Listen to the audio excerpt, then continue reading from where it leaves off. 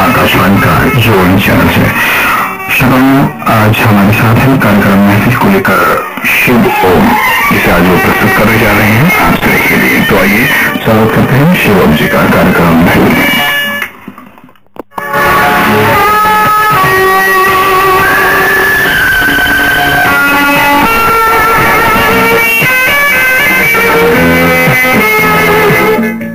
नमस्कार दोस्तों, मैं शिव तहे दिल से आपका स्वागत करता हूँ इस कार्यक्रम में जिसका नाम है महफिल।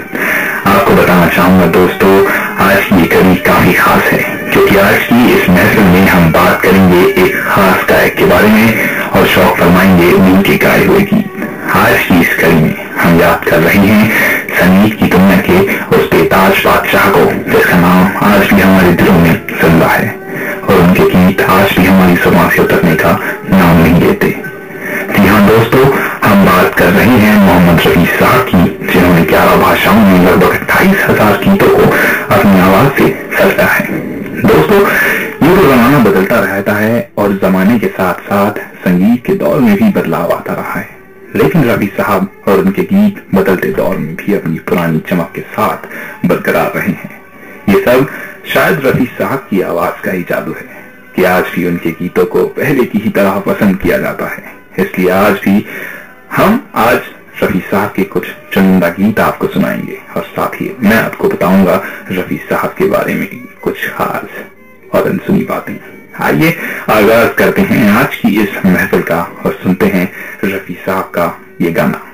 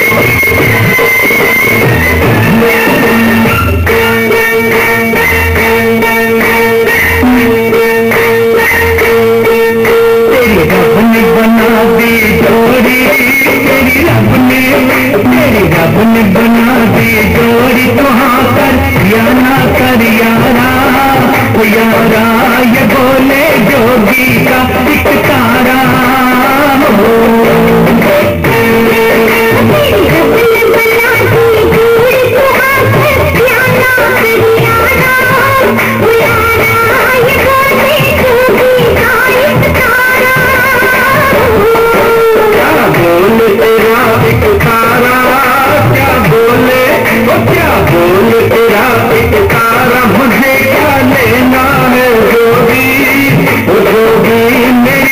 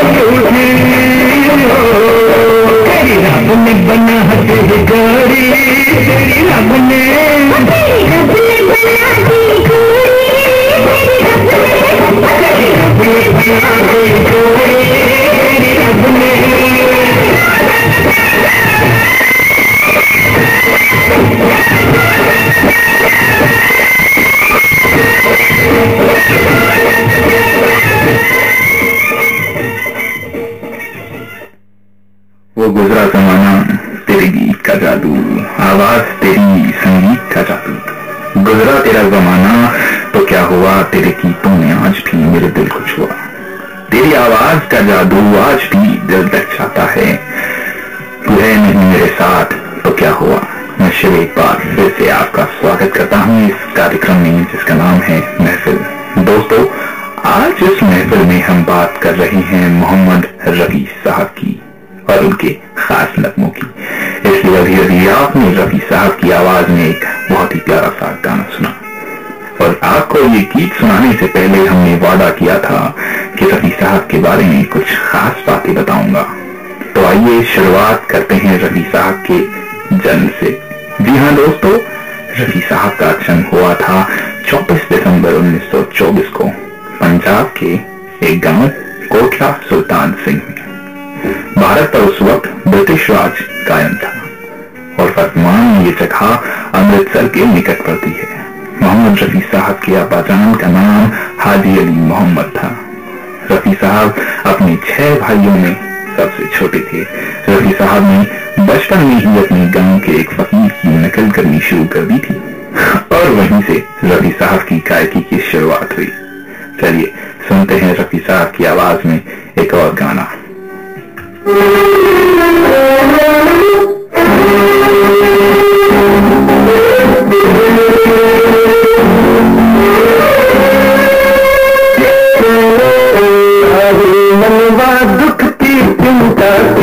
सताती है दुख तो अपना साथी है। सारी मनवा दुख की चिंता की सताती है दुख तो अपना साथी है। दुख है एक चाँद ढलती आती है जलती है दुख तो अपना साथी है। सारी मनवा दुख की चिंता की सताती है दुख तो अपना साथी है।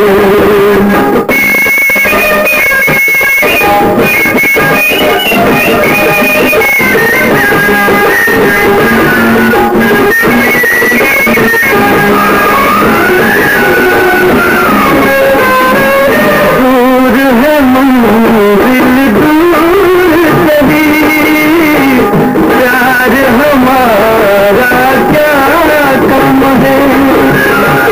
बस में काम लाख सही, पर ये सहारा क्या कम है। हम राह तेरे की अपना तो है, हम राह तेरे की अपना तो है। दुख है एक चाँद ढलती आती है जाती है दुख तो अपना साथी है। सारी मनवा दुख की चिंता की सताती है दुख तो अपना साथी है।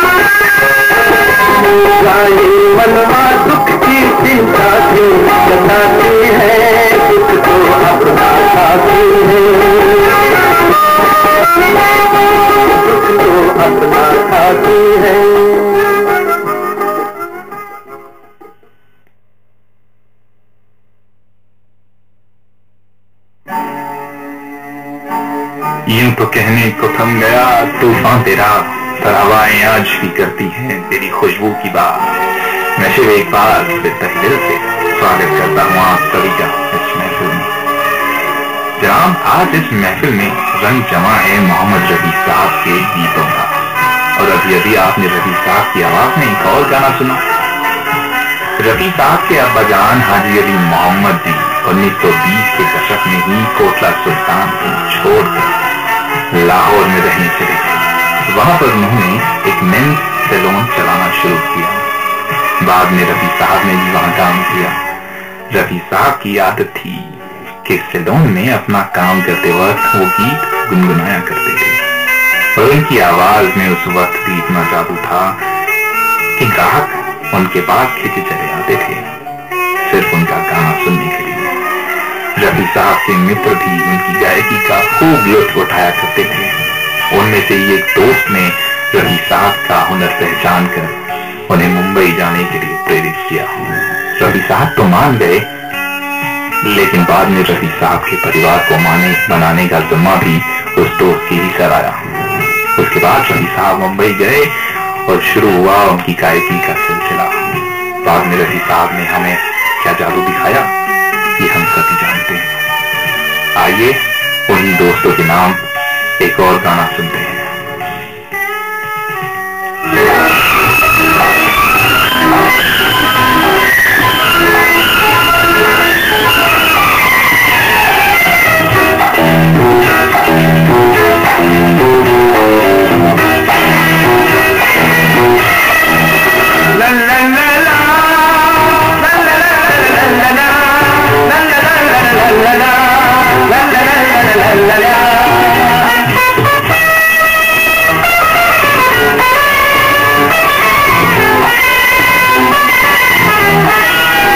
गुलाबी आंखें जब मेरी देखी शराबी ये दिल हो गया।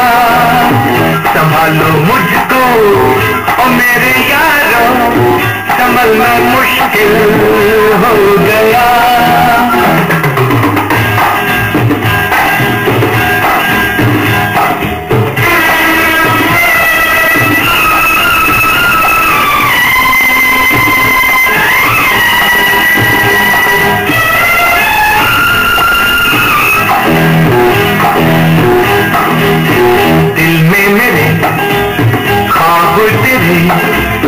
तस्वीरें जैसे हो दीवार पे, उस पे फिदा मैं क्यों हुआ, आता है गुस्सा मुझे प्यार पे। मैं लुट गया मान के दिल का कहा, मैं कहीं का ना रहा, क्या कहूँ मैं दिलरुबा। पूरा ये जादू तेरी आंखों का, ये मेरा कातिल हो गया। गुलाबी आंखें जब तेरी देखी शराबी ये दिल हो गया।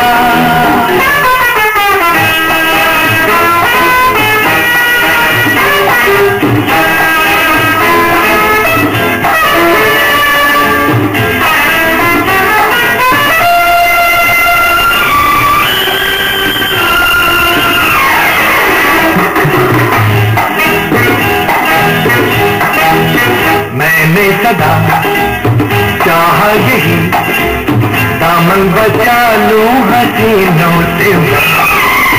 तेरी पसंद ख्वाबों में भी बचता तेरा नाज़नीनों से। मैं तौबा मगर मिल गई तुझसे नजर, मिल गया दर्द जिगर, तुम जरा हो बेखबर। जरा हंस के जब देखा तूने, मैं तेरा बिस्मिल हो गया। गुलाबी आंखें जब तेरी देखी शराबी ये दिल हो गया। संभालो मुझको ओ मेरे यार, संभलना मुश्किल हो गया।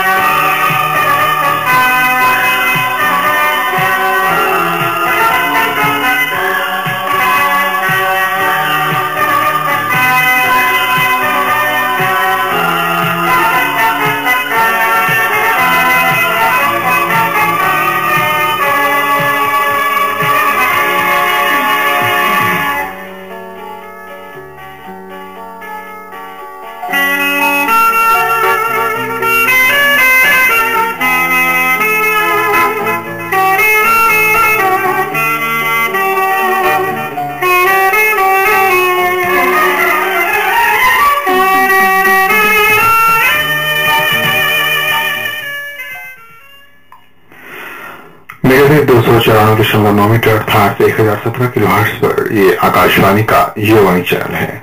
श्रोताओं, अभी आप सुन रहे थे कार्यक्रम महफिल, जिसे आज प्रस्तुत कर रहे थे शिव ओम। स्टूडियो की घड़ी के अनुसार समय हो चला है 7:29 और 30 सेकंड और 7:30 पर आप सुन सकेंगे समाचार। फिलहाल 7:05 पर आपके लिए प्रस्तुत है खेल समाचार।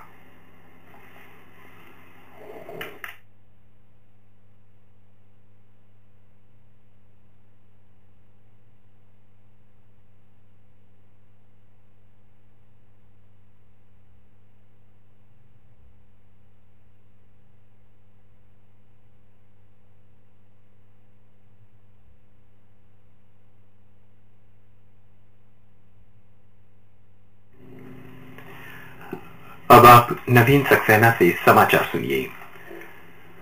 राष्ट्रपति प्रणब मुखर्जी ने 12वीं पंचवर्षीय योजना में निर्धारित सबके लिए स्वास्थ्य का लक्ष्य प्राप्त करने के लिए अधिक से अधिक संख्या में नर्सिंग स्कूल खोले जाने और वर्तमान संस्थानों की क्षमता बढ़ाने का आह्वान किया है। अंतर्राष्ट्रीय नर्स दिवस पर आज नई दिल्ली में राष्ट्रीय फ्लोरेंस नाइटिंगेल पुरस्कार प्रदान करने के बाद श्री मुखर्जी ने अपने संबोधन में कहा कि चिकित्सा के बुनियादी ढांचे के विस्तार के साथ साथ नर्सिंग स्टाफ की मांग भी बढ़ेगी। इस अवसर पर श्री मुखर्जी ने 35 नर्सों और राष्ट्रीय फ्लोरेंस नाइटिंगेल पुरस्कार प्रदान किए। इस पुरस्कार में 50,000 रुपए नकद, एक प्रशस्ति पत्र और मेडल दिया जाता है। फ्लोरेंस नाइटिंगेल के जन्मदिन के उपलक्ष्य में 12 मई पूरे विश्व में अंतर्राष्ट्रीय नर्स दिवस के रूप में मनाया जाता है। झारखंड सरकार ने राज्य के नक्सलग्रस्त क्षेत्रों के सभी बेरोजगार युवाओं को तकनीकी और कौशल विकास प्रशिक्षण देने का फैसला किया है। राज्य सरकार का ये फैसला अभी हाल में चाईबासा जिले में ऐसी ही एक परियोजना की सफलता के बाद आया है, जिसमें सारंडा के नक्सल प्रभावित क्षेत्रों के बेरोजगार युवाओं को एक विशेष संस्थान गुरुकुल में प्रशिक्षण दिया गया था। राज्य के कैबिनेट सचिव JB तोबिद ने संवाददाताओं से बातचीत में कहा, नक्सल ग्रस्त लातेहार और पलामू में यह योजना तुरंत लागू की जाएगी। हाल ही में नक्सल ग्रस्त क्षेत्र सरयू में सरयू विकास योजना के नाम से एक विशेष योजना चलाई जा रही है। संसद की एक समिति ने 18 की बजाय 16 वर्ष के किशोर को बालिग मानने की सिफारिश की है। समिति ने इस मुद्दे पर गंभीर चर्चा करने का सुझाव भी दिया है।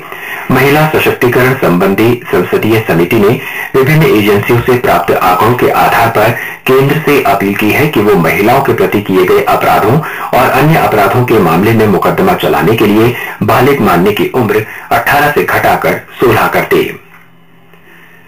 दिल्ली सरकार ने राजधानी में 24 घंटे विद्युत आपूर्ति सुनिश्चित करने के लिए प्रतिबद्ध है।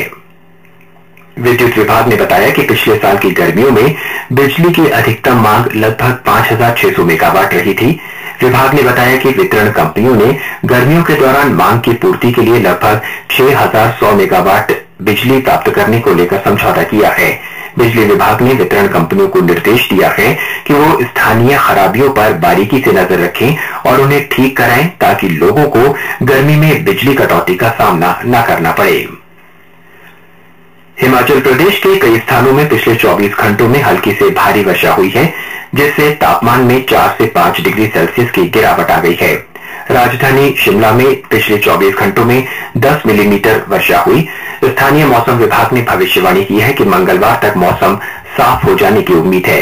इस बीच ओडिशा, पूर्वी उत्तर प्रदेश, तटीय आंध्र प्रदेश और तमिलनाडु के कुछ हिस्सों में भीषण गर्मी का प्रकोप बना हुआ है।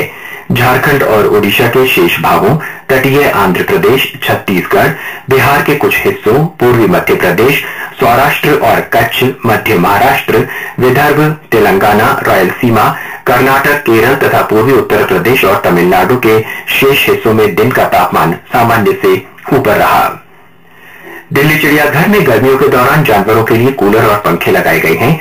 राष्ट्रीय प्राणी उद्यान के निरीक्षक रियाज अहमद ने बताया कि चिड़ियाघर में लगभग 70 कूलर लगाए गए हैं। बाघ, शेर, हाथी और गैंडों के प्रत्येक पिंजरों में 2-2 कूलर स्थापित किए गए हैं। गर्मियों के दौरान भारी भीड़ को देखते हुए उत्तर पूर्व रेलवे 14 मई को अजमेर कामाख्या के बीच विशेष रेलगाड़ी चलाएगा। रेलवे प्रवक्ता ने बताया कि यह रेलगाड़ी मंगलवार को शाम 7 बजे कामाख्या से चलकर न्यू बोंगईगांव, गोरखपुर, लखनऊ, मथुरा और जयपुर होते हुए तीसरे दिन रात 9 बजे अजमेर पहुंचेगी। मुंबई में एक नई परिवहन व्यवस्था लाखों लोगों को बेहतर सुविधा उपलब्ध कराएगी। सी प्लेन नाम की ये नई परिवहन विकल्प 2 घंटे की सड़क यात्रा से सिर्फ 7 मिनट में पूरी कर लेगी। इस पर 750 रुपए का खर्च आएगा, जो इस दूरी के लिए एक कैब के किराए के बराबर है। एक निजी ऑपरेटर द्वारा संचालित अपनी तरह की ये पहली सेवा है। भारतीय कुश्ती महासंघ ने 2 प्रशिक्षण परीक्षण के लिए नमूना उपलब्ध नहीं कराने के कारण हाल ही में समाप्त हुई जूनियर राष्ट्रीय कुश्ती चैंपियनशिप में पदक जीतने वाले 6 पहलवानों के पदक और प्रमाण पत्र वापस लेने का फैसला किया है। इसके साथ ही ये समाचार बुलेटिन समाप्त हुआ।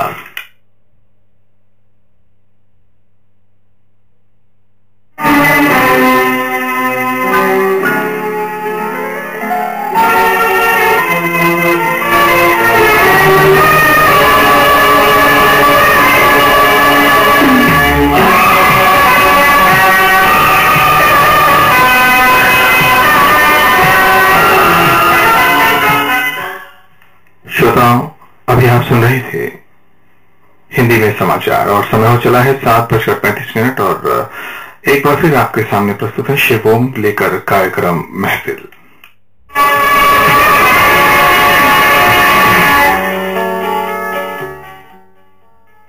इश्क है तुझसे मुझे ये कहने को जी चाहता है, इश्क है तुझसे मुझे ये कहने को जी चाहता है, इकरार इश्क कर नहीं सकता पर करने को जी चाहता है, राज दिल को बयां करूं कैसे जो कहने को जी चाहता है, मैं कह नहीं सकता वो मेरे गीतों में है छुपा, कि जो मैं कह नहीं सकता वो मेरे गीतों में है छुपा, मौसीकी चीज ही ऐसी है जो करने को जी चाहता है। शिव एक बार फिर तहे दिल से आपका स्वागत करता है इस महफिल में। दोस्तों, कहा जाता है कि प्रतिभा का प्रदर्शन करने के लिए पहले उसे तराशना भी पड़ता है। इसी बात का ध्यान रखते हुए मोहम्मद रफी साहब ने शायद शास्त्रीय संगीत की तरफ कदम बढ़ाया और फिर उन्होंने उस्ताद बड़े गुलाम अली खां साहब, उस्ताद अब्दुल वहीद खां साहब, पंडित जीवनलाल जी और फिरोज निजामी जी से शास्त्रीय संगीत की तालीम हासिल की। मात्र 13 साल की उम्र में रफी साहब ने मंच गायन में जनता को पहली बार अपनी आवाज का जादू दिखाया।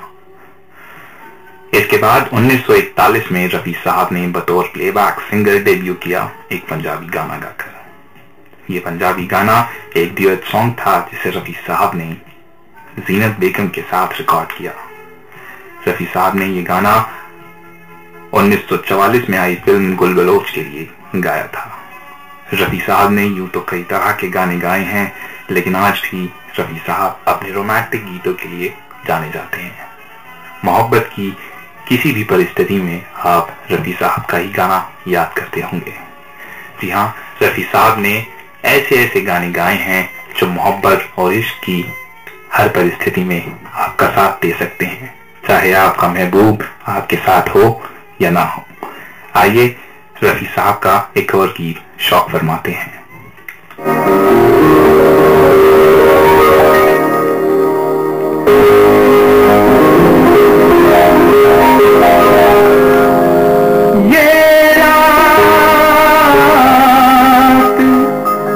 जैसे दुल्हन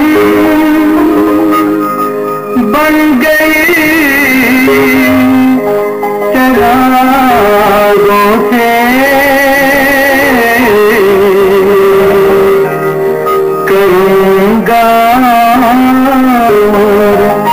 उजाला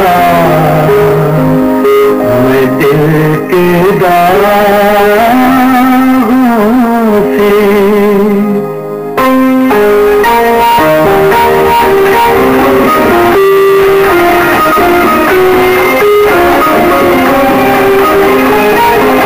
आज की रात मेरे दिल की सलामी ले ले, दिल की सलामी ले ले, कल तेरी बज़्म से दीवाना चला जाएगा, शम्मा रह जाएगी परवाना चला जाएगा।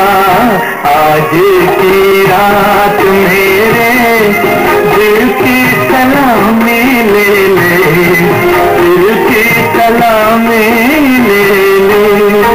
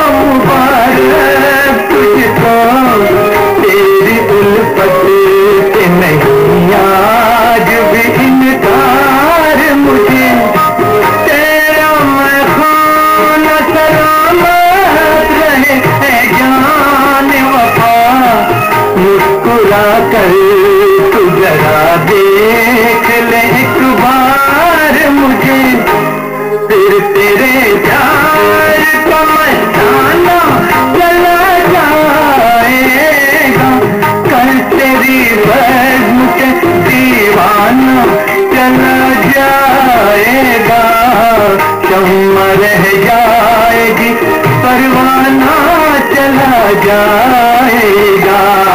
आज की रात मेरे दिल की सलामी ले ले, दिल की सलामी ले ले।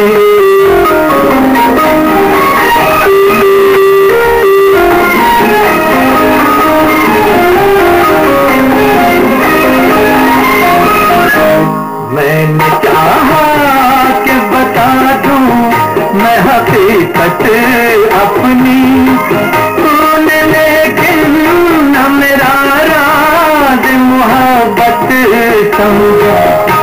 मेरी उलझन मेरे हालात यहाँ तक पहुँचे, तेरी आँखों ने मेरे प्यार को नफरत समझा।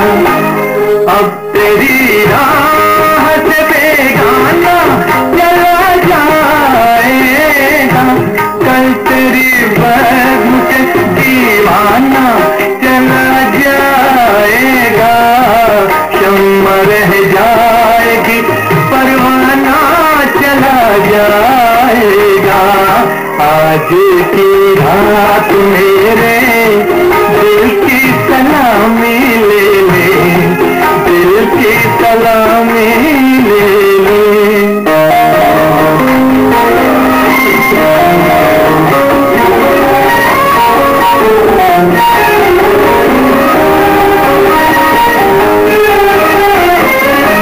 तू मेरा साथ न दे रहा है मोहब्बत में सनम, चलते चलते मैं किसी राह पे मुड़ जाऊंगा। जैसे चांद सितारे तेरे चूमेंगे कदम, तेरे रास्ते की मैं एक दूलूं उड़ जाऊंगा। साथ मेरे मेरा अफसाना चला जाएगा, कल तेरी बज़्म से दीवाना चला जाएगा। शम्मा रह जाएगी परवाना चला जाएगा। आज की रात मेरे दिल की सलामी ले ले, दिल की सलामी ले ले।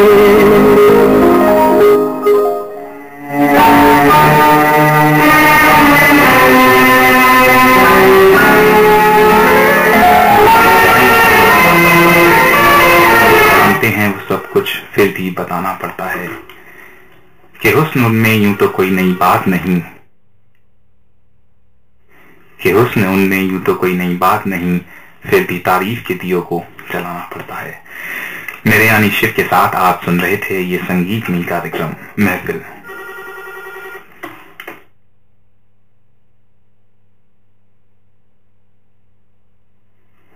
दोस्तों, अब हमारे चलने का वक्त है, पर जाने से पहले रफी साहब के बारे में कुछ और बात आपको बताना चाहूंगा। 1944 में रफी साहब मुंबई पहुंचे, जहां उन्होंने एक 10 बाई 10 का कमरा किराए पर लिया। काफी स्ट्रगल करने के बाद 1945 में रफी साहब ने बतौर हिंदी प्लेबैक सिंगर फिल्मों में डेब्यू किया। 1945 में आई फिल्म गांव की गौरी में रफी साहब ने अपना पहला हिंदी गाना रिकॉर्ड किया। रफी साहब न सिर्फ एक अच्छे इंसान थे, न सिर्फ एक अच्छे गायक थे, बल्कि एक अच्छे इंसान भी थे। उनके करीबी लोग रफी साहब को एक विनम्र व्यक्ति के तौर पर भी जानते थे। रफी साहब कला और कलाकार को बखूबी समझते थे, इसलिए कई नए संगीतकारों के लिए उन्होंने बिना फीस लिए भी गाने गाए। अब मैं आपसे इजाजत चाहूंगा। नमस्कार।